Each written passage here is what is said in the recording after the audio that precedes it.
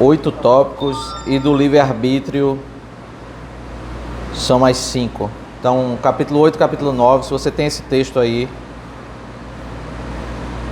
vamos ler um tópico após outro. Confissão de fé. Capítulo 8, Cristo mediador. Aprove a Deus o seu eterno propósito, escolher e ordenar o Senhor Jesus, seu Filho unigênito, para ser o mediador entre Deus e o homem, e profeta, sacerdote e rei, o cabeça e salvador da igreja, o herdeiro de todas as coisas e o juiz do mundo. E deu-lhe desde toda a eternidade um povo para seu esposamento, para o tempo devido, ser por ele temido, chamado, justificado, santificado e glorificado.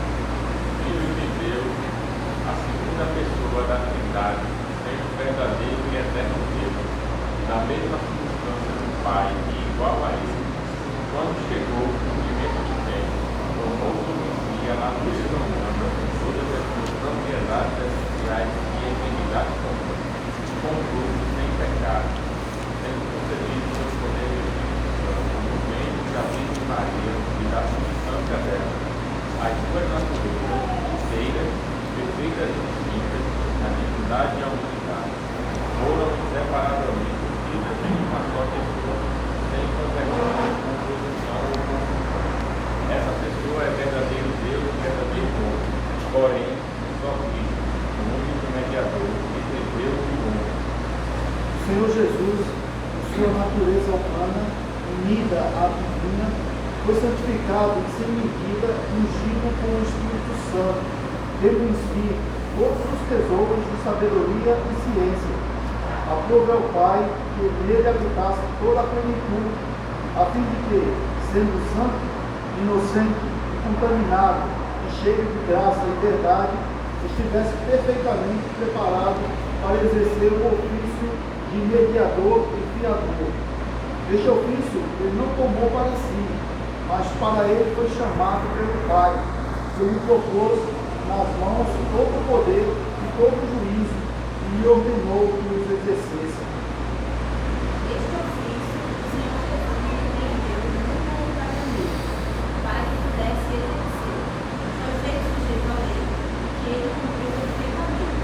Padeceu imediatamente em sua alma os mais cruéis tormentos e em seu corpo os mais ferozes sofrimentos. Foi mortificado por ele, foi sepultado no corpo do poder da morte, mas não viu a confissão. Ao terceiro dia ressuscitou dos mortos com o mesmo corpo do que tinha padecido. Com esse corpo subiu ao céu, onde está sentado à destra do Pai, fazendo intercessão. De lá voltará para o fim do mundo para julgar os homens e os anjos. O Senhor Jesus, pela sua perfeita obediência, e pelo seu sacrifício desse mesmo sacrifício que pelo eterno Espírito ofereceu a Deus, uma só vez, satisfez a plena justiça do Pai e todos que nele foi Pai de Deus, adquiriu não só a reconciliação, como também a herança perdoada do meio do céu.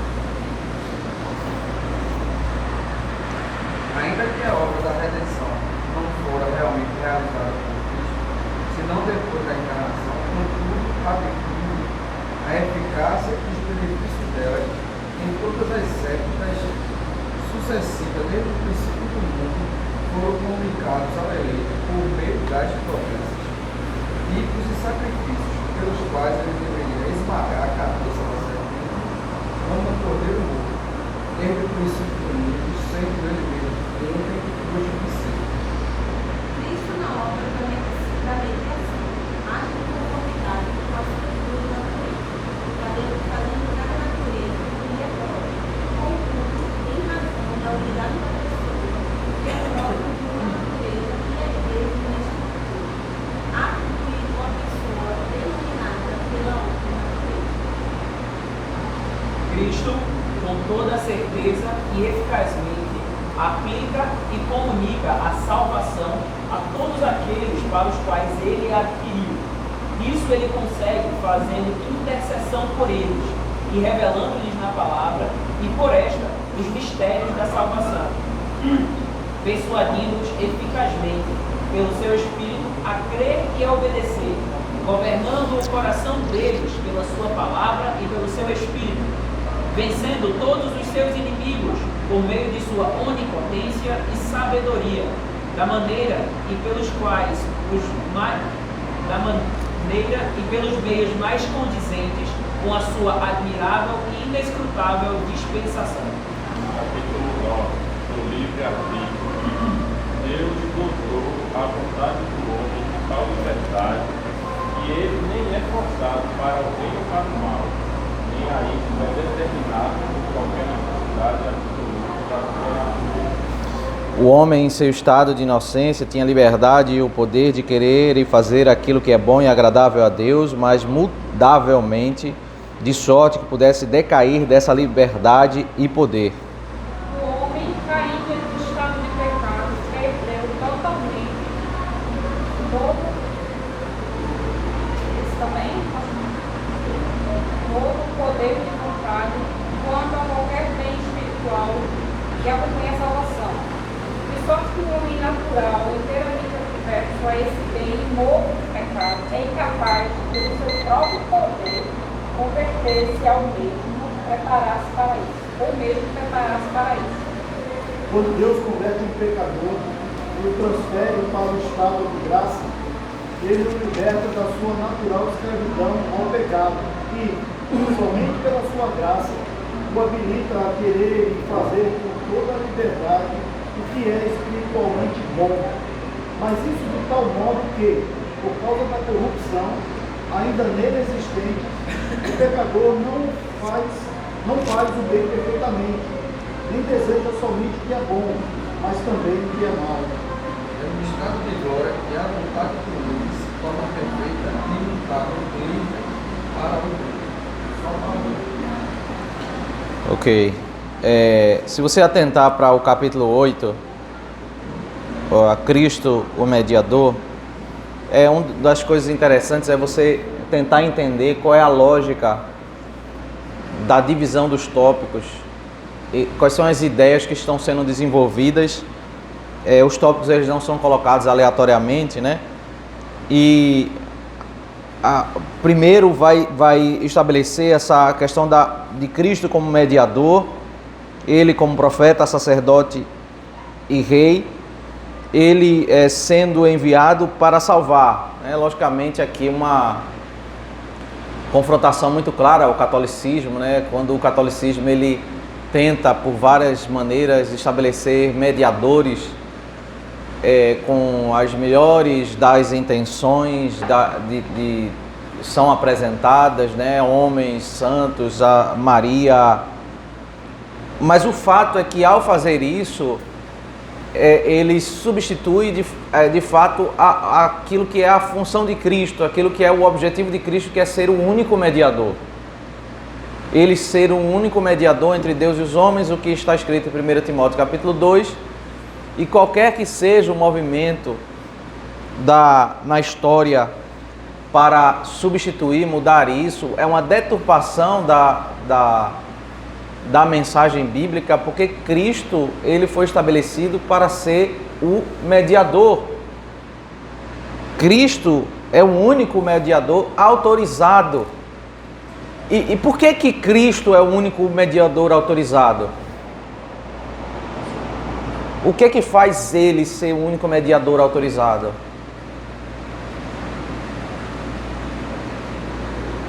Ele é perfeito, né? Ele cumpriu, né? Porque ele é perfeito. Mas não apenas isso. Porque ele é o único mediador. Uma pergunta, né? Igor e Arthur.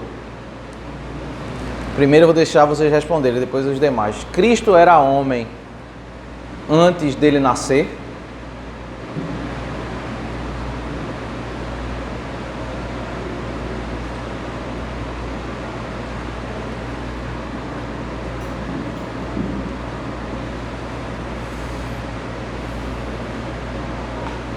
Cristo já existia desde toda a eternidade, ele não foi criado, ele é Deus. Mas ele era homem. Quando você lê lá Gênesis capítulo 2, capítulo 3, Cristo era homem? Tenham medo de errar. Pode falar. Sim ou não? E aí, Arthur? Concorda com ele? Sim. Então, Cristo, ele sempre foi Deus, mas ele tornou-se homem na hora da encarnação. Ele se torna Deus homem.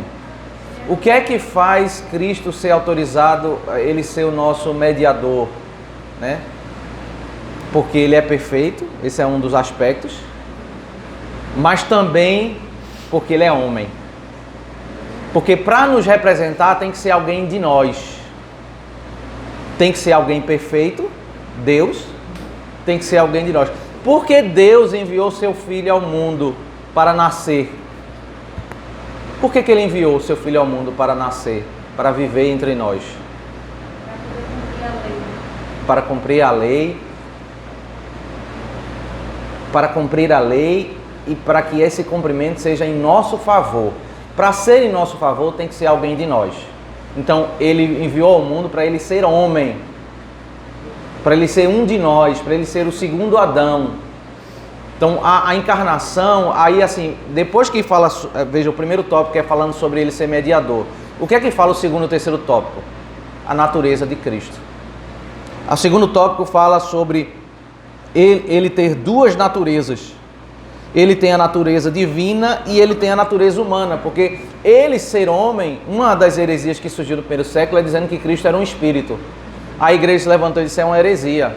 Porque se ele não for homem, o sacrifício dele não nos beneficia. Ele precisa ser homem.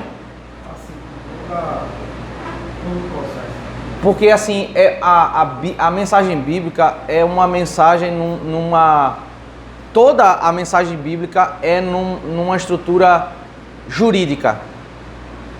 Por que o homem é condenado ao inferno? Porque Deus é o justo juiz, existe uma lei, e quem não cumpre a lei vai ser sentenciado a uma condenação. A Bíblia é uma mensagem jurídica, toda a estrutura é jurídica. Então, deve vir alguém para pagar. Por que nós somos salvos? Porque alguém pagou a dívida em nosso lugar. Então, não há como nós sermos aprovados por Deus, esse justo juiz, sem que essa sentença sobre nós, nós sejamos justificados, são termos jurídicos, porque alguém pagou em nosso lugar, né? A Bíblia descreve ele como aquele que sofre a pena em nosso lugar, ele também é nosso advogado, mas tem que cumprir porque existe um juízo, existe um julgamento, existe um juiz justo, um juiz que não tolera impunidade. E alguém tinha que pagar a dívida. Agora, por isso ele tinha que ser homem. Por isso a necessidade das duas naturezas. Ele ser Deus e ele ser homem. Aí o tópico 3 diz duas naturezas. O tópico 3 fala a unidade das duas naturezas, porque o tópico 2 falou sobre a separação das duas naturezas, mas agora a unidade das duas naturezas, né? Ele foi unido às duas naturezas e ele com sabedoria, exercendo o seu ofício de mediador. Depois vai falar sobre ele empreendeu muito voluntariamente, é o tópico 4. Ele não foi forçado, ele deu a sua vida, ele foi sujeito à lei. Aí vem uma pergunta: como é que você lê aqueles trechos do Evangelho onde tem os embates de Jesus com os fariseus, que os fariseus continuamente dizem que ele é um transgressor da lei? Eles estão dizendo assim: você não guarda o sábado, você faz isso contra a lei. Como é que você entende aqueles relatos ali? Ele estava descumprindo a lei? Deus não estava sujeito à lei. Então, a gente acabou de ler na confissão de que ele veio como homem e ele foi sujeito à lei e ele obedeceu perfeitamente à lei. E esse é um dos requisitos para ele ser o nosso representante legal. Veja, Isso que você falou, em certo sentido, está correto. Ele não está sujeito à lei como Deus. Mas como mediador e para cumprir o ofício da mediação, da salvação, era necessário ele ser um homem perfeito. Ele vir e ele viver a humanidade perfeitamente debaixo da lei e cumprir a lei, obedecer a lei até o fim, para que a sua morte fosse um pagamento devido. Veja só, Deus te deu uma dívida, uma vida, Adão, uma vida sem pecado. Deu para Adão. Adão destruiu isso. Para você reparar isso, você tem que dar a Deus uma vida sem pecado. Você não pode, se você pagar eu vou morrer para salvar vocês. Por que essa morte ela não vai? Porque é como se eu contraí uma dívida de 1 milhão e eu estou pagando R$10. Percebe a diferença? Eu não estou entregando aquilo que Deus me deu. Eu não estou devolvendo. Não é uma reparação perfeita. Deus deu a Adão, um Adão que não pecava, um Adão que não pensava mal, um Adão que não era inclinado para o mal. E aí eu vou morrer no lugar de vocês. É R$10. É R$2. Porque essa dívida, essa vida, ela não é perfeita. Ela não é íntegra. Eu não estou reparando, não estou devolvendo a mesma coisa. Eu fui lá, fiz uma dívida de R$1.000 e agora eu estou dando R$10 dizendo, ó, tá tudo certo, né? Não está tudo certo. Eu não estou devolvendo a mesma coisa. Então, para devolver a Deus, haver uma reparação, uma vida sem pecado perfeita, um homem perfeito, aí é Jesus Cristo. E ele ser perfeito, ele precisa cumprir a lei. Aí, até na perspectiva batista, ele diz o seguinte: Cristo, ele não cumpriu a lei, porque agora nós estamos na nova aliança. Não tem nada a ver isso. Até a cruz, nós estamos ainda no regime da antiga aliança. Até o momento da cruz, aquele ato extraordinário de Deus rasgar o véu no santuário, é para representar, pronto, agora, quando ele vai curar, é interessante que nos evangelhos você vê isso, quando ele vai curar alguns leprosos, ele diz assim, ó, vai lá e apresenta-se ao sacerdote para cumprir os rituais de purificação que diz na lei de Moisés. Aquilo é coisa da antiga aliança. São rituais de purificação que a gente não precisa fazer após a cruz. Mas até a cruz era para guardar o sábado. Até a cruz era para fazer toda circuncisão. Se você tem um filho antes da crucificação, é para cumprir todo o ritual Quando chega no momento da cruz, aí é a cisão. Existe de fato um período de transição. Por exemplo, o batismo é implantado antes da cruz, é verdade. Mas ele não é implantado para substituir a circuncisão. As duas coisas existem. É um período de transição. Na mesa da Páscoa, quando eles matam o cordeiro e comem a carne, se celebra a Santa Ceia. É o período da transição. As duas coisas temporariamente coexistem, mas a cisão não é antes, não é depois. A cisão é na cruz. É onde o véu se rasga. Até a cruz é a antiga aliança. Nós estamos nas páginas do que na nossa Bíblia chama-se Novo Testamento, mas legalmente a lei da antiga aliança ela tem que ser cumprida até a cruz. Após a cruz não, existe a cisão.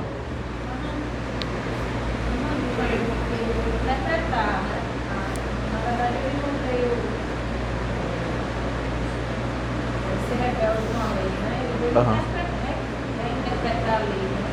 Porque aí, depois porque até um caso que ele fala, porque o homem, a lei foi feita para o sábado. Mas então, eu quero chegar nessa frase. O que é que ele quis dizer com isso? Entende? Porque é o seguinte, veja, a gente diz que partes da lei não devem ser obedecidas hoje. Circuncisão, a guarda do sábado. Mas isso após a cruz. Antes da cruz tinha que ser obedecido. Os batistas, muitas vezes, eles vão fazer uma leitura de que isso já foi revogado ali no Mateus, Marcos, nos evangelhos. E não é esse o ponto. Sim, mas na própria lei tem escrito lá que tem você tem pode descumprir no sábado, por exemplo, por questões de misericórdia e necessidade. Tá, perfeito, perfeito. É esse o ponto que eu quero, um dos pontos que eu quero destacar, olhar esse texto aí. Deixa eu ver o que a Deus tem para falar, a gente vai voltar a isso aí, Raquel. Então, pastor, em termos de cumprimento da lei, ela agora suscitou o cuidado dos espinhos de mandar os leprosos irem se banhar e cumprir a lei de Moisés. Mas também o próprio Senhor Jesus tocava os leprosos para curá-los com um esquife para ressuscitá-los. E teve um mito agora que a gente leu da confissão, que fala dessa, no período da transição, que fala da ação das duas naturezas, coisas que são peculiares das duas naturezas. Certo. Isso responderia tanto a fase da transição, quanto a ação de cada uma das naturezas, o fato do Senhor Jesus. Não. Ele não transgredia como ao tocar no leproso, ele não transgrediu a lei, e assim, ele não. Esse é o ponto. Um dos textos que a gente vai examinar é que ele está no estado da humilhação. Ele, em nenhum momento, ele está livre de cumprir a lei, porque o seu ofício, ele veio, a sua missão, ele veio à terra ele não veio assim para dar carteirada. Eu sou Deus e eu não preciso nesse momento obedecer à lei. A sua missão foi total humilhação. É o estado da humilhação, texto que a gente vai examinar de Filipenses 2, para ele ser um perfeito homem. Ele não veio em nenhuma das suas obras para ele se ficar livre da obrigação de cumprir a lei, porque ele veio para isso. Ele veio para isso. Agora, o que acontece, especialmente no texto de Mateus 12, que Raquel citou, é que havia tanta deturpação na interpretação da lei, que o que eles chamavam de transgressão da lei era, na realidade, uma interpretação equivocada. A lei também, ela não é... Existem trechos simples, existem trechos complicados. O texto de Mateus 12 é um trecho complicado. É um texto complicado. Porque é o seguinte, é um texto bom para reflexão, para a gente tentar entender um pouco isso. Ele está andando com os seus apóstolos, voltando de pregar o evangelho, voltando de fazer curas, de fazer... Eles estão trabalhando só para isso, só para servir a Deus. E no meio do caminho, eles com fome, no sábado, eles começam no meio do caminho colher espigas de milho e comer. Os fariseus olham e dizem, está vendo? Seus discípulos estão transgredindo a lei. Vamos lá para Mateus 12, né? Seus discípulos estão transgredindo a lei. A pergunta é, os discípulos estão transgredindo a lei? Por que eles não estão transgredindo a lei, Igor? Como? Como? É uma necessidade.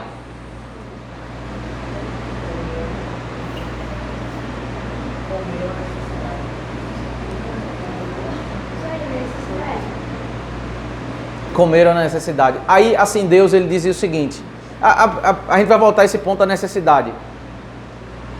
Qualquer pessoa, no dia de sábado, que colhesse espigas de milho para comer, estaria transgredindo. Imagina, você voltou do trabalho, no seu quintal de casa tem um pé de goiaba.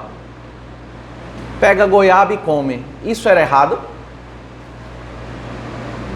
Hã? É errado? Você chegou cansado, Igor. Correu tanto ali do basquete, né? É errado ou não é? Sim ou não, meu filho?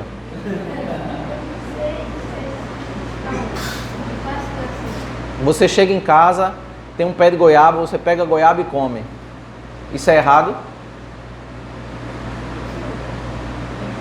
No Antigo Testamento era errado. Você não podia fazer isso. A primeira coisa para a gente entender como é a transição da Antiga Aliança para a Nova Aliança é entender como isso era na Antiga Aliança. Aí Deus diz o seguinte, olha, tudo que você tiver que fazer para colher e pegar, você tem que fazer até a sexta-feira, porque no sábado você não pode fazer. Por isso que Paulo vai dizer que o regime da Antiga Aliança era um regime pesado. Eram muitas regras, muitos pormenores, muitos detalhes, muita exigência, que nós não estamos mais nesse regime na nova aliança. É uma liberdade que nós temos muito grande, mas na antiga aliança isso era proibido. Então quando os judeus olham eles colhendo e diz, você é considerado um trabalho. Os seus discípulos estão fazendo o que é ilícito no dia de sábado. Aquilo que eles estão falando, está correto ou está errado? É ilícito colher a espiga no dia de sábado? É ilícito? É ilícito. É ilícito colher em dia de sábado. Não pode colher em dia de sábado. E nós estamos no regime da antiga aliança. Não se pode. Imagine, hoje nós podemos, você chega lá, tem um pé de goiaba, você pega e come. Na antiga aliança não podia, você tinha que separar no dia anterior. Era um regime, Paulo vai dizer em Colossenses, vocês não estão mais nesse regime, não peguem nisso, não toquem nisso. Ele está falando isso porque na antiga aliança era assim. Aí Paulo vai dizer em Gálatas 4 que o regime da antiga aliança era como um regime da infância, cheio de regras, cheio de proibições. Mas quando Cristo veio, Ele nos deu uma grande liberdade. Nós somos como adultos. Mas aí chega Mateus 12, veja versículo 1. Por aquele tempo, no sábado, Jesus passou pelas searas, estando seus discípulos com fome, começaram a colher espigas e a comer. Os fariseus, vendo isso, disseram a Jesus, olhe, os seus discípulos estão fazendo o que não é lícito fazer no sábado. Mas Jesus lhe disse, vocês não leram o que Davi fez quando ele e os seus companheiros tiveram fome? Sabe o cidadão, quando você faz uma pergunta a ele e ele muda o assunto, conta uma outra história para desviar o assunto? Não é o caso aqui. Por que que ele citou a história de Davi? O que é que a história de Davi tem com essa questão de colher espigas? Pode ou não pode colher espigas?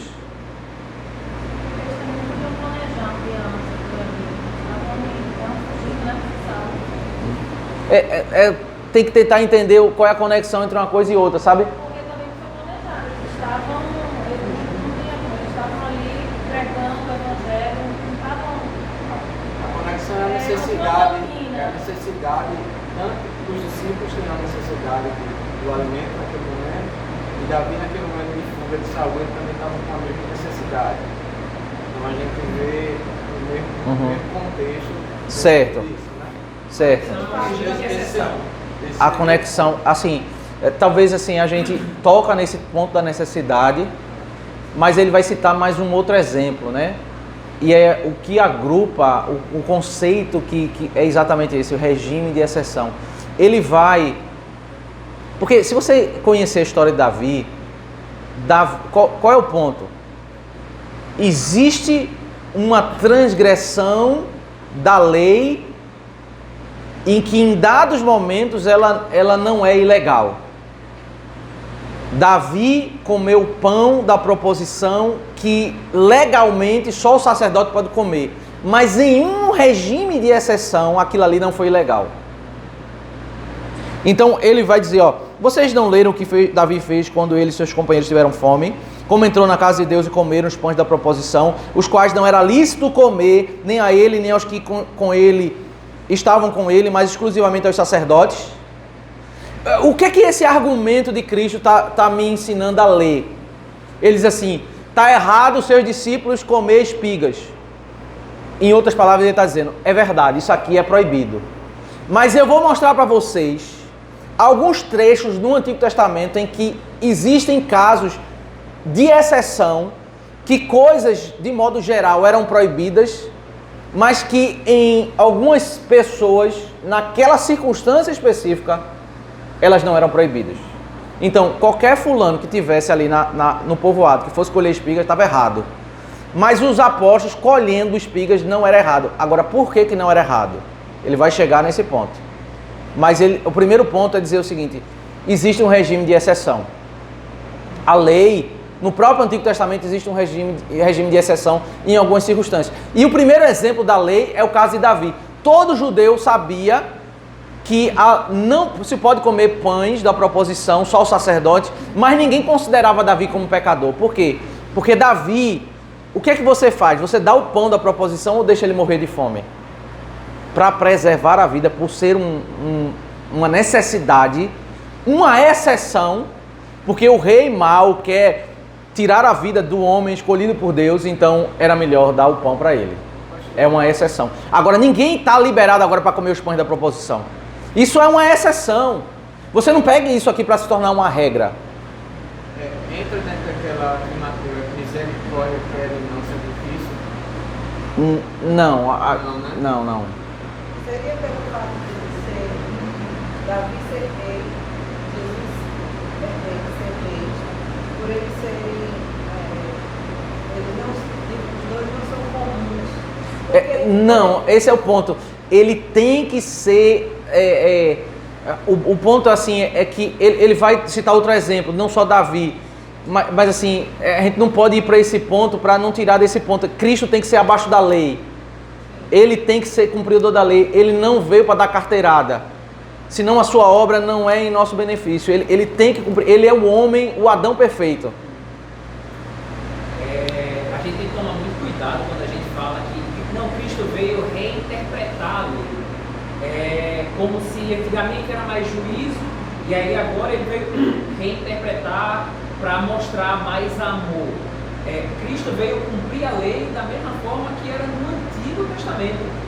Essa reinterpretação, que ele fala que eu não gosto nem muito desse termo, é ele tirar a interpretação errada, entendeu?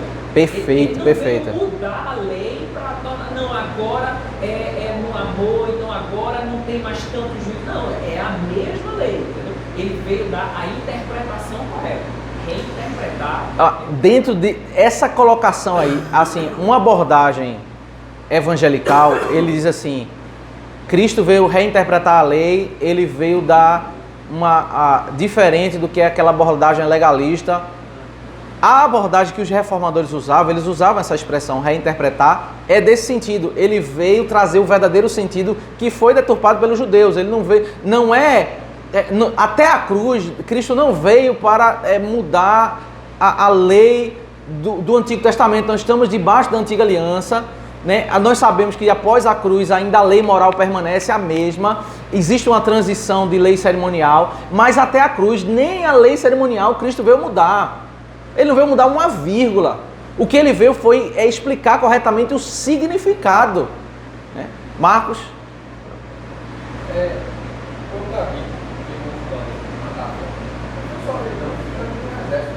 Foi os seus companheiros. Ele e os seus companheiros. Isso, perfeito. O texto até fala, né? No versículo 3. Ele e os seus companheiros tiveram fome. Aí veja o segundo argumento. Ou vocês não leram na lei que aos sábados os sacerdotes no templo profanam o sábado e ficam sem culpa. Veja, o termo é bem forte, né? Os sacerdotes profanam o sábado. O que significava profanar o sábado? Trabalhar no sábado. E eles ficam sem culpa. Veja a linha de argumentação. Você está criticando uma transgressão da lei. E eu não posso ir contra você dizendo que isso que você está dizendo, de fato, é errado. A argumentação de Cristo não é assim, não, vocês estão errados e eu posso colher espiga. Não, ninguém pode colher espigas no sábado. Mas eu quero mostrar para vocês como é que vocês devem ler essa cena. Existem casos na Bíblia que mostram regime de exceção. Davi e os companheiros comeram o pão da proposição. Ninguém pode trabalhar no sábado. Mas o sacerdote é o dia que ele mais trabalha. Ele prega, ele faz o sacrifício, eles profanam o sábado. Então a lei, ela já mostra que a parte da regra geral existe uma estrutura de exceções. O problema é que o ser humano às vezes quer transformar a exceção em regra, né? Então um dos debates dele com as pessoas é por que ele curava no sábado. O sábado, e a cura é considerado um trabalho. Mas ele dizia o seguinte: eu vou deixar ele morrer? Então um médico, ele trabalha no dia do Senhor. O que é mais espiritual? É a pessoa, um profissional de saúde, uma pessoa está passando mal, ele não trabalhar, não ajudar a pessoa? Aquilo ali é um regime de exceção. A própria lei já tem essa estrutura. Então tudo aquilo que é necessidade Aquilo ali, ele está dentro da lei, é um princípio da lei. Então, o argumento de Cristo não é por assim, eu sou Deus e eu não tenho que cumprir a lei. Pelo contrário, ele está dizendo, olha, isso aqui é uma regra geral que não pode, mas eu vou ensinar para vocês um princípio de exceção, porque qual é o ponto que ele quer chegar? Isso aqui não pode, mas eles estão debaixo de um regime de exceção. Agora, a gente precisa entender isso. Por que os apóstolos estão debaixo de um regime de exceção? Aí, pois eu lhes digo que aqui está quem é maior que o templo. Mas se soubesse o que significa misericórdia, quer e não sacrifício, aí sim, Mamadeu, você falou, né, esse texto, quero misericórdia e não sacrifício, não teriam condenado os inocentes. Então, veja, o que é que ele está dizendo? Davi foi inocente, o sacerdote que trabalha no sábado é inocente, e os apóstolos são inocentes. Por que os apóstolos são inocentes de colher espigas no sábado?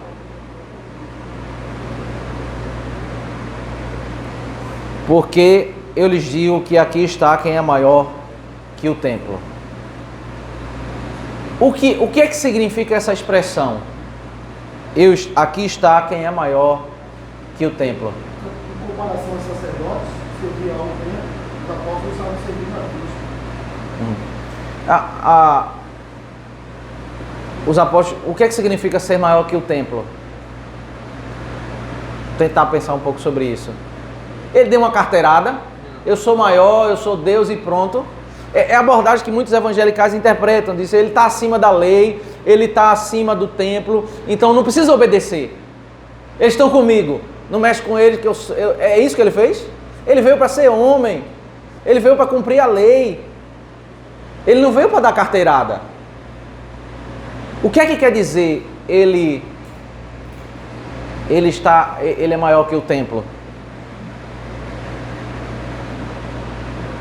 O templo ele representa a presença de Deus no meio do povo. Então, a partir do Cristo se encarna e ele sendo filho de Deus, então ele é a representatividade maior do que o templo. Né? O fato dele ter vindo, vai e vir, ele se encarna e nesse sentido aí a gente já começa a entender que Cristo é maior do que o templo que apenas representava a presença de Deus. Mas Cristo é o próprio Deus, né? Certo. Eu só quero entender o seguinte. O que é que essa frase ajudou na hora da discussão? Eles estão desobedecendo. O que é que essa colocação ajudou a argumentar contra obedecer ou não obedecer, colher ou não colher espigas? Por que falar isso? E falar isso é uma fala arrogante? É uma fala... Em que sentido isso ajuda? Eu estou fazendo toda essa análise para a gente entender por que ele é um cumpridor da lei, tá? Então, o ponto é assim, por que Deus proibiu na antiga aliança as pessoas colherem espigas no dia de sábado? Por que essa lei? Vamos analisar a lei, o mandamento. Por que isso? Por causa do descanso. Para o quê? Para o culto. Porque descanso significa um dia voltado para o culto. E onde é que eu deveria cultuar? Na antiga aliança. No templo. Então, ele vai citar o templo porque o templo está ligado com essa lei de não colher a goiaba, não colher a espiga. Você não pode colher a espiga no sábado porque o seu tempo tem que ser voltado para quê? Para estar no templo. E no templo você vai buscar estar perto de quem? Quem estava mais perto de Deus? Os apóstolos do lado de Jesus ou os judeus que estavam lá dentro do templo? Os apóstolos que estavam do lado de Jesus. E a argumentação dele é dizendo o seguinte: isso aqui é um regime de exceção, porque Deus desceu, está aqui, e eles estão do lado de Deus. Eu sou maior do que o templo. O templo é uma representação de Cristo. Quando João diz que ele tabernaculou entre nós, ele está dizendo, ele é o templo. Destrua esse templo e eu levantarei ao terceiro dia. Ele é o templo. Ali é a representação, aqui é a essência. Então, se tem alguém que está cumprindo o princípio do mandamento, que é estar perto de Deus no dia do Senhor, são aqueles 12 homens que estão ali do lado de Jesus. Então, veja, eu não posso colher a espiga para não me desviar da missão que é estar perto de Deus. A essência do mandamento não é colher espiga. Percebe? Isso aqui é um mandamento infantil, temporário, para a essência do mandamento, que é eu estar perto de Deus. Por isso, isso aqui, eles estão colhendo a espiga, mas eles estão perto de Deus, eles não se desviaram daquilo que é o foco. Eles estão no principal, que é em Cristo. Quando chega a cisão, tudo aquilo que é secundário, tudo aquilo que é representativo é removido. Colher espiga, colher goiaba, removido. Qual é a essência do mandamento? Então, a argumentação de Cristo em Mateus 12 é sobre... Ele vai, em outras palavras, ele vai argumentar aqui e ali. Eles estão cumprindo a lei. Eles não estão fora da lei. Então, você não vai pegar nenhum texto de Mateus 1 até a cruz, onde Jesus, ele nos seus ensinos vai dizer assim, eles estão autorizados a descumprir a lei. Essa é uma das situações mais críticas, quando ele vai ter que argumentar dizendo assim, que aqui é um regime de exceção, assim como foi Davi. Mas em nenhum momento ele vai dizer para os discípulos, vocês podem descumprir a lei, porque Cristo veio para cumprir a lei. E a partir da nova aliança, até quando ele vai dizer, olha, agora vocês não devem cumprir mais a lei cerimonial, a igreja ainda tem dificuldade. Porque quando ele vai dizer para Pedro, Pedro, mata e come, que agora pode comer, você não podia comer camarão no Antigo Testamento, você não podia comer carne de porco no Antigo Testamento. Aí em Atos 10 ele mostra, é uma dificuldade, porque Pedro diz, não quero comer, jamais comi algo impuro. Você acha que quando Cristo estava na terra, no ministério dele, ele comia camarão? Ele submeteu a lei, toda a lei, por isso que foi chocante para Pedro, quando ele diz, agora você pode comer, ele diz, eu não quero, não vou. Aí por 3 vezes o Senhor diz, não consideres comum aquilo que Deus purificou. Agora você não precisa mais submeter essa lei. Agora vocês não precisam mais circuncidar, porque até a cruz tem que obedecer toda a lei cerimonial. Cristo veio para ser obediente à lei, ser Adão perfeito. Então toda a interpretação que Cristo faz da lei é o verdadeiro significado da lei, não a transição para a nova aliança não começou ainda. Após a cruz, aí sim, não mais circuncisão, não mais lei cerimonial, mas até aqui tem que cumprir. Ele veio para ser o Adão obediente. Tudo o regime da antiga aliança. Até a cruz é regime da antiga aliança. É sacrifício, é leis cerimoniais, é regime de proibição, é tudo. Ele veio para ser o Adão perfeito. E todas as interpretações, né, que a gente vê no movimento evangelical, que às vezes até é bem intencionada, as pessoas dizem assim, vamos acabar com o legalismo, eles querem usar textos aqui, né, tá vendo? Cristo condenou os fariseus porque a lei não valia mais. Não, eles não estão entendendo. Eles estão contra um ponto que é fundamental, que a nossa confissão de fé retrata, que é Cristo, ele veio para ser obediente. Ele não veio para descumprir, ele não está ensinando ninguém a descumprir. Ele está explicando o significado, que as pessoas estão deturpando. Existem coisas que os fariseus inventam, tem que lavar as mãos para comer. A lei não fala isso. Eles inventavam, eles acrescentavam, eles mudavam, eles reinterpretavam. Mas Cristo, ele veio para ser obediente. Por que que ele encarnou-se? Porque ele precisa ser um homem obediente para morrer na cruz e a sua obra ser em nosso favor. Ele veio, a parte da sua humilhação é ele viver debaixo da lei. A confissão de fé fala isso, né? Sim, Adeilson. Então, a alegação dos judeus de Jesus era, os discípulos estão quebrando a lei.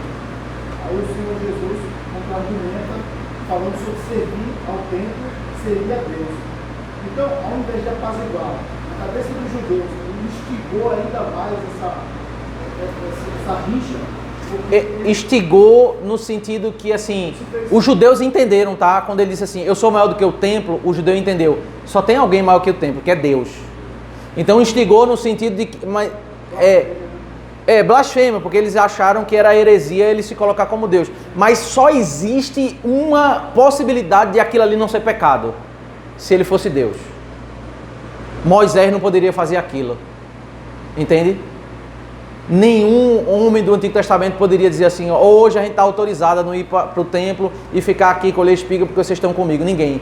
Somente seria exceção se ele fosse Deus. Aí ele diz, eu sou Deus, eu sou maior que o templo, eu sou Deus. Não existe outra resposta para dar. Para ir aquilo ali ser um regime de exceção, ele teria que ser Deus. E foi o que ele disse, eu sou Deus. Então ele não está... Veja, toda a argumentação não é assim, fica calado porque eu sou Deus, eu não te devo satisfação. Não, ele está dando satisfação. Ele está dizendo, olha, eu vou argumentar legalmente que eu não estou transgredindo a lei. Ele vai dar fundamentos para explicar que ele não é um transgressor da lei. Então, a preocupação dele não é simplesmente desprezar os que estão criticando, mas é argumentar que aquilo ali é um cumprimento da lei. Então, em nenhum momento do Novo Testamento, você vai ver ele ensinando para transgredir a lei, ensinando para revogar a lei, né? Mas ele veio para cumprir a lei. Ele veio para estar debaixo da lei. Quando ele morre na cruz, ali está um segundo Adão perfeito. Um homem sem pecado, sem transgressão. Um homem que veio debaixo da lei, se humilhou. Um homem, por isso o seu nascimento virginal, porque ele não vai herdar a herança de Adão, a herança do pecado. Ele é um homem, 100% homem, 100% Deus, e ali, sem pecado, ele é entregue, a vida é entregue, e ali há reparação, né? Então, eu não posso ler a Escritura e ter essa perspectiva de evangelical, né? Uma tendência tão grande de falar sobre graça, graça, graça, e eu querer olhar as coisas inapropriadamente. A gente vai ver a partir da cruz, no livro de Atos, Romanos, aí Paulo vai começar a argumentar que algumas práticas não devem ser observadas, mas é pós a cruz. Antes da cruz não existe isso. Porque parte da sua obra redentora é necessário que ele venha para cumprir a lei cerimonial, toda a lei, ele está debaixo da lei. Toda a cerimônia, todo o rito. Isso vai ser um problema até após o livro de Atos, né? Você vai ver que um dos conselhos que Paulo recebe quando ele chega, nem adiantou, né? Paulo chega lá em Jerusalém, aí Pedro chama ele, né?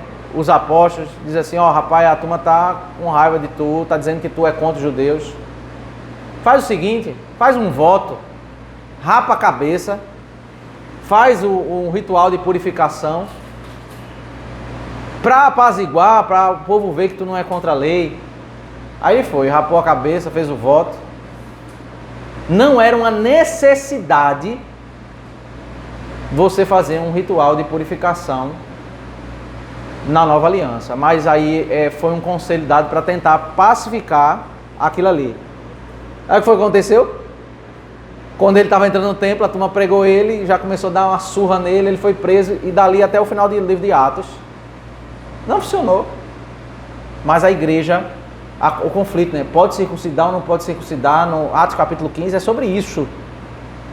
Pode circuncidar ou não pode circuncidar.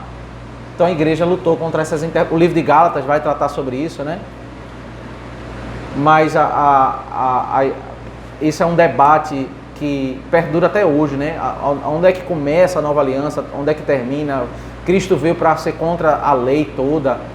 Então, não entendendo essa dinâmica, essa explicação que a confissão de fé dá, que é o entendimento reformado, as pessoas fazem confusão e terminam inapropriadamente sendo mais legalistas ou sendo mais libertinos, não entendendo o papel da lei, né? Aí às vezes quer tirar a lei e tira tudo, né? Não tem mais nada, agora não tem mais lei nenhuma, né? Aí é confusão, né? Alguma pergunta, meus irmãos? Pastor, nessa passagem que é um exemplo da duas naturezas. Você falou, não dá a carteirada, mas ele diz, eu sou Deus. Sim, ele diz, eu sou Deus. Mas Isso. Isso. como um exemplo das duas naturezas de Deus. Aham. Perfeito, perfeito. Nesse momento aí, sobrepõe aquela questão do segredo messiânico. Eu penso que quando ele diz eu sou maior que o templo, aí não tem segredo, porque os judeus entendiam essa questão. Quando ele disse isso, os judeus sabiam que ele está afirmando que ele é o próprio Deus, né? Amém, vamos orar.